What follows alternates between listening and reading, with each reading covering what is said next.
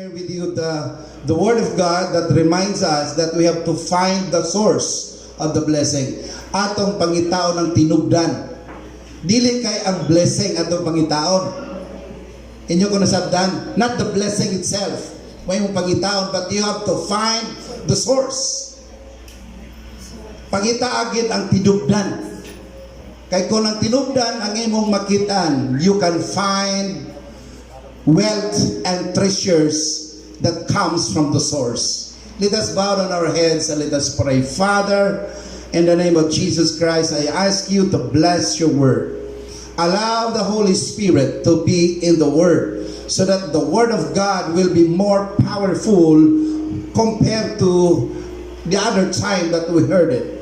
Thank you, God, for the power of your grace and your word and your blessings, Lord, will be upon us today as we keep on listening and pondering to your word.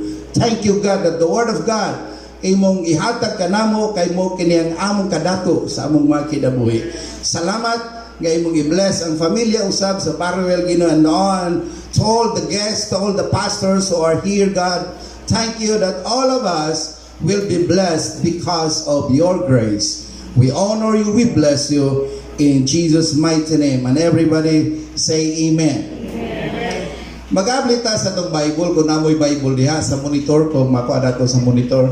Proverbs chapter 8 verse 17 to 21. Proverbs chapter 8 verse 17 to 21. Proverbs chapter 8 verse 17 to 21. O kung na diha sa monitor, atong pagbabasahon. This is the word of God says, I love those who love me, and those who search for me find me. With me are riches and honor, lasting wealth and righteousness. Verse 19, my fruit is better than solid gold, and my harvest is than pure silver. 20, I walk in the ways of righteousness along the path of justice, giving wealth as an inheritance to those who love me and filling their treasuries. Hallelujah. Na ba? Okay. Praise God. So, dinhi kung imong tanahon, may ngunang sinulat sa usa ka manggialamon, but he is referring to the wisdom.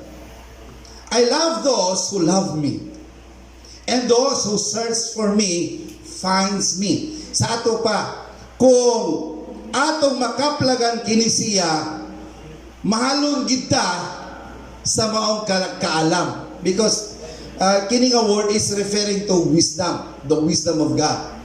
Nga kung imong makaplagan ang wisdom sa Dios, mao kini ang maghatag kanimo sa kadato o katigayunan nga mulahutay pagyod, mudugay pagyod nga wealth.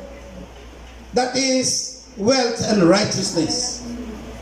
Angay natong sabtod nga kining kaalam kung ato ni siya makaplagan sa ato ang life, mo ni siya ang mo panalangin sa ato ang kinabuhi. Kaya ato maginikan na may kung naging sila pag-eskwila taon mo, dong, day, kaya among ikabilin kaninyo, dili gyud kayutaan, kamunting kahuyan, kabasakan, dili gyud na among mabilin kanimo katubhan, kasagingan, kundi ang kaalam ragayon. Pangiskwila ka mo, kay aron ka mo managpagabaton o kaalam. Di ba sige na ito na madunggan sa ato mga ginikanan? Can you see, amin po mong makiksunan? Praise God. Dito na kung taason. Ingon din with me are riches. Sa ato pa kauban ko ang mga kadato og dungog og ang mulungkad nga katigayunan og pagkamatarong. My fruit, ingon pa niya, my fruit is better than solid gold. Kakita na ba mong solid gold? Basta wala. Actually, kana ato ginadamgo-damgo makita sa internet nga mga gold bars. Pagkakuha na sa ilalom sa yuta, dili gina sa gold bars. Dust gina kasagara.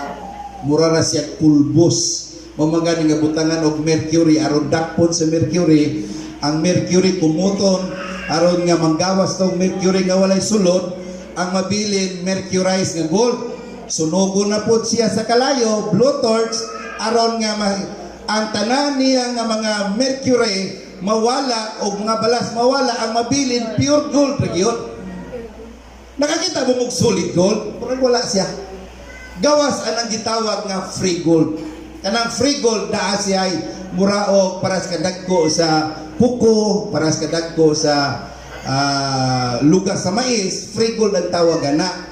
Pero di pagina siya perfectly. Tunawon paghihapon siya. So dini ang gisulti, my fruit is better than solid gold.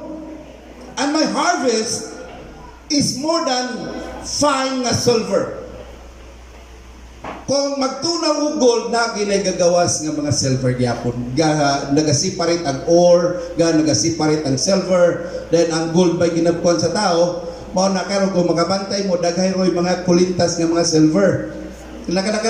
Nakabantay mo daghay mga silver nga mga kulintas, which is apil na siya sa yuta, pero sa pagtunaw dito sa milling, isiparit nila ang silver, isiparit po nilang gold, kaya di man parehas o presyo.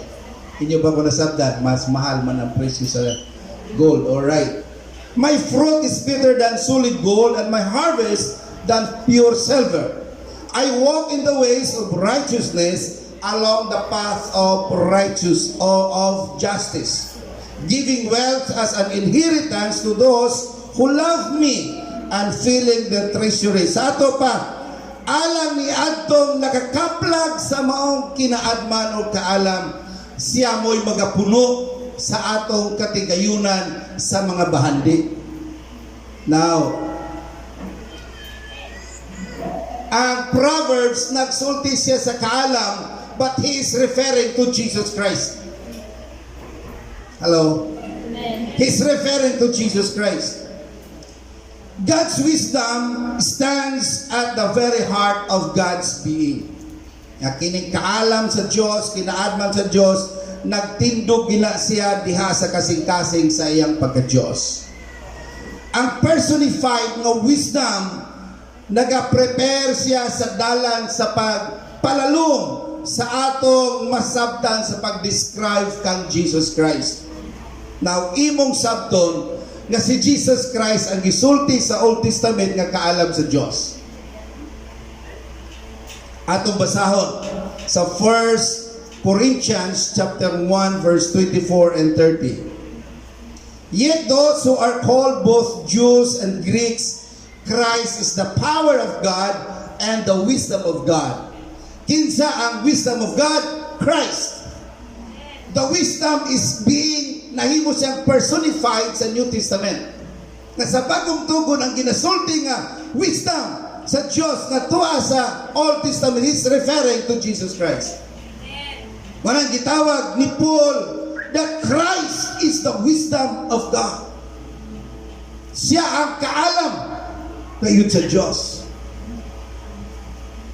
Verse 25 sa sa 1 Corinthians 1 Corinthians 1, 24 and 25, because I want you to see that verse. 1 Corinthians chapter 1 verse 24 and verse 25. Alright.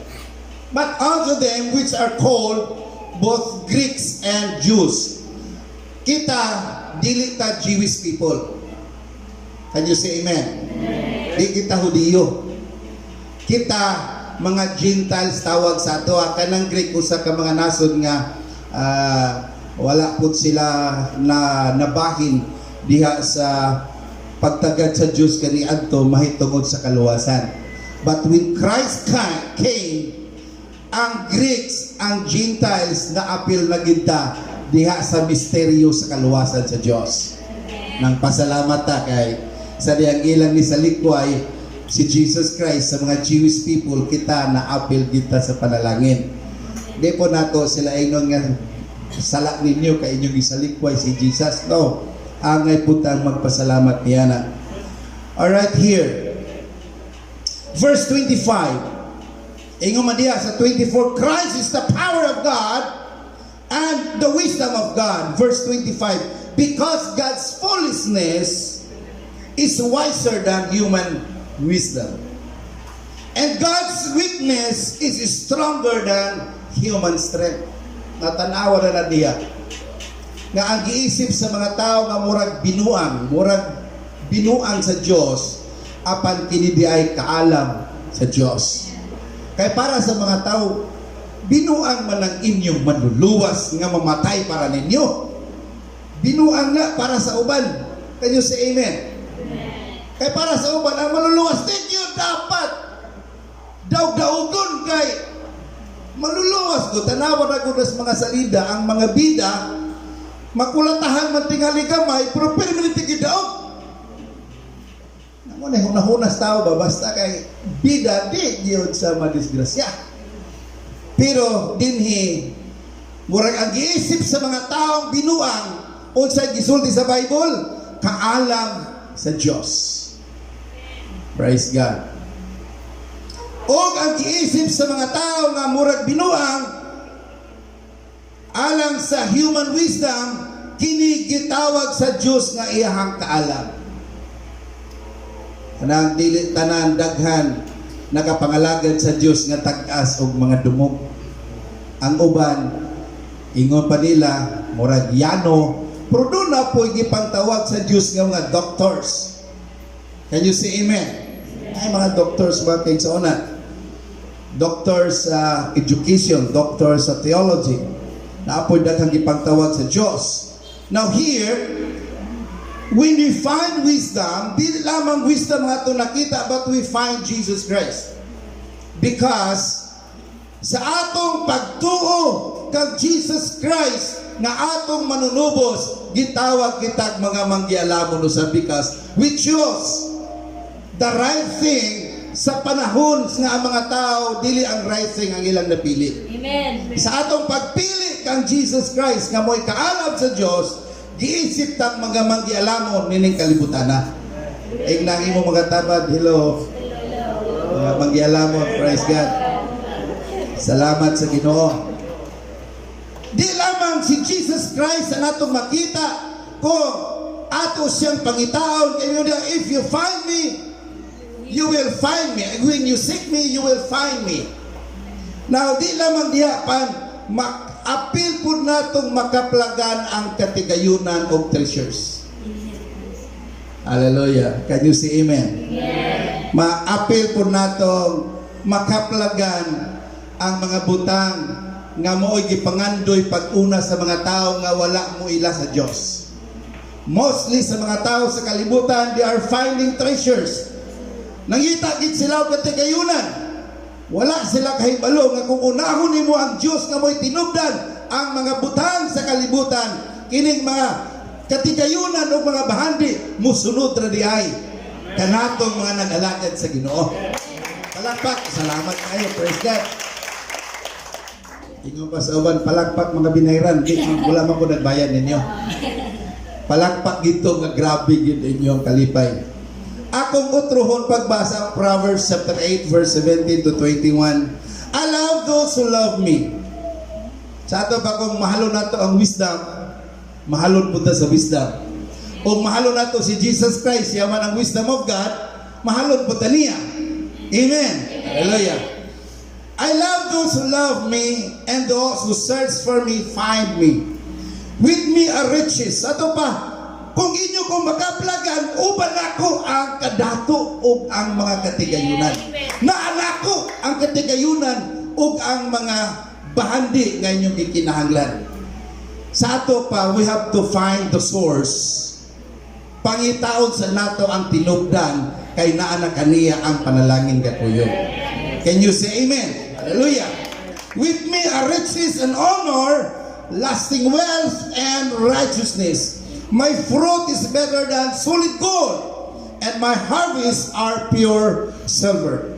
I walk in the ways of righteousness along the path of justice, giving wealth as an inheritance. Sa verse 21, ganahan ko ani. Nga kinikaalam Nga mao si Jesus Christ usab para kanato mga kaigsuonan, siya mismo ang magpanalangin sa atong mga kinabuhi. Giving wealth as an inheritance. Maghatag siya panulundon nga bahandi para kanato to those who love me and filling their treasures. Importante lang, unahon giday nato ang Ginoo. Brad, salamat kayo. Unahon gid nato ang Ginoo sa ato ang life. Amen. Wala mautro ang tudlo ni Jesus Christ. Kung imong i-compare dito sa Proverbs o sa tudlo ni Jesus Christ, wala makabansiwag. Maingon siya, seek ye first the kingdom of God and His righteousness. Ato pa, pangitaw nato ang gingharian sa Diyos. The kingdom, which is the king, is Christ. Kung atong pangitaon ang iyang gingharian o ang pagsunod sa iyang kabubuton, ang tanan mga butang, riches, wealth, honor, long-lasting righteousness, mukuyog radi ay sa tuwa. Hallelujah. All these things shall be added unto you. Matthew 6:33. Sige na ito na madunggan. Napatay na kaya kululong. Sige, wali sa kuwanan niya ito. Seek ye first the kingdom of God and His righteousness, and all these things shall be added unto you. Daghan na nga matay ka nagwali. Pero ang Biblia wala mautro bisan sila nga matay.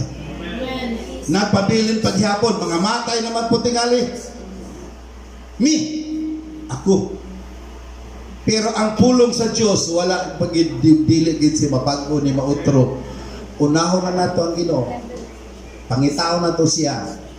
Kung ato siyang makitaan, the wealth is with Him, the riches is with Him, the treasures is with Him. So sa ato pa, di kita makulangan. Amen. Magsudong ta sa Baruel family, grabe gyud. Kining pagpangalaga nila sa Ginoo, whole family, talagsaon na siya. Dili gyud usahay tanan, sakop sa pamilya, mukuyog sa pagpangalagad sa Ginoo.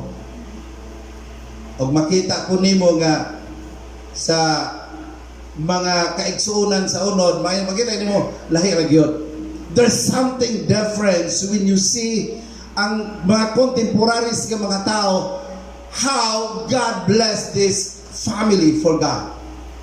Now here, sa Psalms 23 verse 6, kung atong himuon ang Ginoo nga atong shelter every now and then, himo nato siya nga tig panalipod, himo nato siya nga barong-barong para kanato, himo nato siya nga balayon para nato. Ang goodness, surely goodness and mercy shall follow us. Psalms 23:6. Amen. Surely goodness and unfailing love will pursue me all the days of my life. Tato pa, surely, bote pasabot, sure. Hapit bigid ma Shirley. Surely, hapit ma Shirley. Surely, but pasabot, very sure.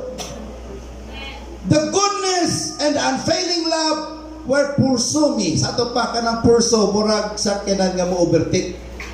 Na kining 6 naman eh. Kanang 6 kusog, ginamo abante. Brad ba? Nakakinta ang uban, 6 na siya, kusog, ginamo dagan. Bukat pa kay tiil. Ya, busog pa, kasamot yun. Kanang pursue means overtake. Kanang bang, kung mag-overtake ang usa ka sakyan, hindi kini sa mudagan og hinay. Kung iya bang i-calculate ang dagan sa mga 120, 130, normal nagit siya sa mga 140. O kung di pa mo sa 140, ibalik sa 50, ibalik na po sa 60. Grabe na siya mo. Muhandos. Inyo ba ko nasabdan? Amen. Handos kinangayo. Na kining mag-purso, kining mag-overtake, kay mas puso mo dagan. Ang buti pasabot, bisag unsa atong kahimtang ang panalangin sa Dios mukuyog musunod ka nato kay atang panalanginan. Siguro kusog kang mudagan, mukusog pagit sa pang-overtake kay parahon ka. Ayaw pagdali kay nyara imong panalangin. Wala magaingon gyud ko, mabukid man, mapatag man, mabaryo, masityo or masiti man ka magpuyo, the blessing of God will overtake your life.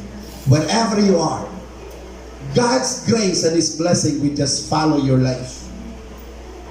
Hallelujah. Amin po buda makiksonan. Unya ang panapo sa Psalms 23:6 na gaingon, and I will dwell in the house of the Lord forever. Nindot ning mauna nato ang Ginoo. Kay kung mapanalanginan ta, di kita mubiya sa Dios.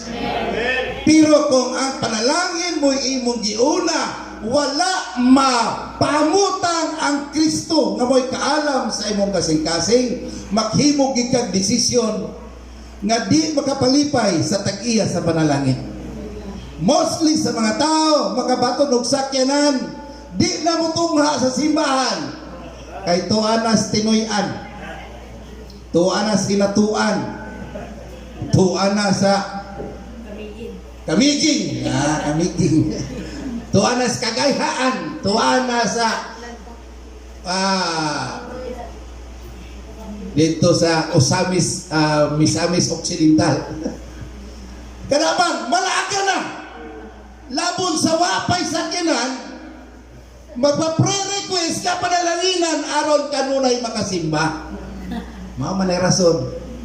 Inyo ba ko nasabtan?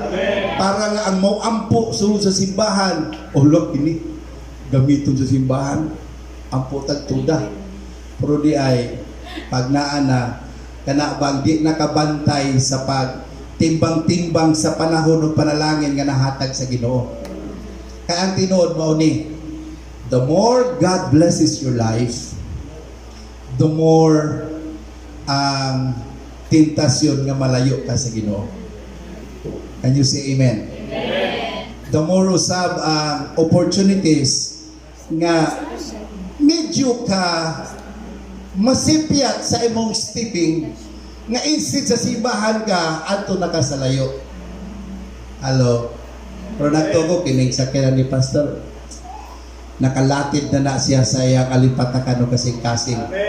Buluhaton bagits Ginoo ang padul nga niya na. Amen. Murag di po siguro ang pastor mo absent kay maligo niya. Ikaw lay walida kay maligo sa mi murag di gitu. Murag di wala kay siguro na sa iyang kalendaryo. Amen. Poros kini si pastor, poros kini Ginoo una-una ani. Kadto akong gisultian taga Davao ra to. Nga kung makabatunog sa akin, hindi na makita si taga Davao ra to. Dito taga Bagong Taas. God, the unfailing love will overtake 365 days and beyond. All the days of my life, sato pa, kada tuig 365 days and beyond. Amen. Surely goodness and mercy shall follow me 365 days and beyond. Oh, grabe. Ba't ko nga testament si pastor? So, tiyan tamo, the blessings of God will follow us daily. Kung ato siyang giuna, pagpangita sa ato ang life. Ang text sa magmanagtiayon kaganiya nga akong ibasa, James 1:17. Every good and perfect gift is from God. Gikan kayo sa Diyos. Whatever is good and perfect is a gift coming down to us from God, our Father, who created all the lights in the heavens. He never changes or casts a shifting shadow. Na kung imong tanaw, when we seek first God sa ato ang life, His righteousness, it is easy for God to supply all the things that we need when we seek first His kingdom. Kung unahon lang nato ang gingarin sa Diyos, masayon sa Diyos ang pagpanalangin nato. Amen. Ay mo man iyang sulti. Unang ningtak na di yun layo nga to makita ang pagpasalamat sa tibuok pamilya, how God bless their lives. Sa retirement ni Ma'am Shirley, grabe. Amen. Inyo ba nakita? ay lang mo kalain ha. Ang uban nga mag-retire, magkurog-kurog na ang kamot. Retire, naka-milyon pero gana ang kamot, gataking-king na. Hindi ko nasabdan. Pero grabe ang grasya sa Diyos sa iyang mga anak. Ligon ang mga lawas. Hallelujah. I mean, palakpak po muna ang mga na. Hallelujah. Nakakaon kita karon ba? Tinuod yun kitang mga anak sa Diyos. Very different i-compare nga to sa uban. Ang uban, igo mag-retire, paano naging siya? Anang medyo naging siya. Ang ilang madawat pang-retirement na lang yun. Pero sila, grabe. Kana makita ni mo how God blesses their life. Ako makaingon ko, Lord, kung moabot punta ko nga mag-60, Lord, makahuman ako mga anak, manag pakaplastar pununta. Kana ba may yugang, Lord, ang ako pununta, ang pamilya, mayunaan ang pununta. Kaya di pa nakabalo sa unahan eh. Di na pa nakabalo sa unahan, pila ka adlaw, di na pa nakabalo. Only God knows. Paano sa kabutang, nindot kaayo nga atong makita sa pamilya, mo naghimo silang pasalamat karon how God blesses their lives. Makita nimo ang ebidensya how God blesses their lives. Can you say amen? Kami malipay gimi magsudong sa Mr. and Mrs. Parwell how God blesses their lives. Labi na ang ilang mga anak na nagpakaplastar, mga buotan kaayo. Hallelujah. Makapanakla. Hallelujah. Mga buutan, gipanalanginan, kana tungod kay napanalanginan silang ginikanan nga pastor. Agong balikon. Kay napanalanginan sa ginikanan nga pastor. Hallelujah, nama mo diha. Hallelujah. Mao ni nga karon niagi ta alang sa pag duyog nila sa pagpasalamat kita. Guest na kita dinhi, mukuyog kita sa ilang pagpasalamat. Sila kay una magpasalamat sa Diyos. Amen. Kita muduyog ra kita aron po takapil kaon. Kay kining pagpasalamat dili ra magyud pulong ra mo gawa sa baba naagi atong himuon pagpasalamat ngadto sa Ginoo. Amen. Maayo ba ang Diyos? Manghinaot ko ganamoy na sabtan sa akong gi-share. Finding Him is finding riches and wealth. Kung atong makaplagan siya nga maoy magbubuhat tinubdan sa tanang mga butang, ang mga butang nga atong gipangandoy ning kalibutan na ipadala, ipakuyog ra gina sa Dios nga rin nato. Can you say amen? Buot babsad mong panalanginan sa Ginoo.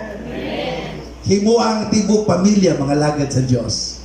Kamong mga amahan nga niya karon dinhi, make a decision to God. Hangyo ang Diyos nga ang imong asawa o mga anak mukuyog sa pagpangalagad sa Ginoo. Hangyo ang gid ang Diyos. Kung na may problema tingali sa pamilya nga di pagyud nagkausa, walay sayop nga imong hilakan ang imong pamilya para sa Ginoo. Try to ask God nga i-bless kina the whole family will serve the Lord. Kung ikaw asawa ra ka nang alagad sa Diyos imong bana dili ka pangalagad, hilaki at tubangan sa Ginoo. Amen. Nagi ko'y membro kadiyadto nga ang iyang bana grabe gud, labay po ko niya na among simbahan. Labayan pa niya. Ito ko sa suyok na master. Ang iyang asawa maestra. Hilak taon siya, kaya di sa pakasimba. Ikoter, anay buhato ni moter ha. Kana yung bana ini kahubog, ayaw lagbusag sa bligig ini ni tubig. Ayaw sa bligig arinula. Dawata hilang usi kanang labakarahi kanang init nga tubig. Ayaw tong makapaslot. Kana lang gyud pong hugmag yun nga maghatod nimo sa pag-atiman niya. Kanang suka kung naglain mo ginawa sa suka, imo man ang bana ang tusa. Ini kagabi nga human ka na makatulog na siya, hilaki at tubangan sa Dios. Diha luhod sa iyang ulo. Luhod sa iyang ulo, ipatulog yun ang imong luha diha. Sa grabe lisod man ang pastor, buhata lang. Hila, tulog sa luha. Maulog sa iyang ulo. Pari kabuti yun. Pastor, burag lisod man, pangindi kabuti lamang. Niabot ang panahon na transfer sila og puyo sa balay. Dito sila nakaabang sa among isimbahan. So bisan di sa musimba, inigwalin, inig-praise and worship, inigwalin, kadungog siya permanente. Niabot ang kinang panahon, nag-ilis na lagid sa ninaog o niapil sa pagsimba. O yaga-yaga na rayon siya sa iyang mga barkada, kaya di naman sa mga Pilipino. Karon ang iyang mga anak, duha na iyang pastora. Tungod kay na asawa nga naghilak, nagtuman ra gid siya sa akong gisulti, murag bati paminawon, pero iyang gituman gihilakan iyang bana tubanan sa Ginoo. Ang iyang bana na bago. Kana bang the whole family will serve the Lord. The whole family will find Him. The whole family will find the wisdom of God. The whole family will serve the Lord. Nagtuko dili lisod ang pagdagaya sa panalangin sa kinabuhi nga ang tibuok pamilya mag-alagad sa Diyos. As for me and my house, we will serve the Lord. Manindog tang tanan mga kaigsonan. Akong gihangin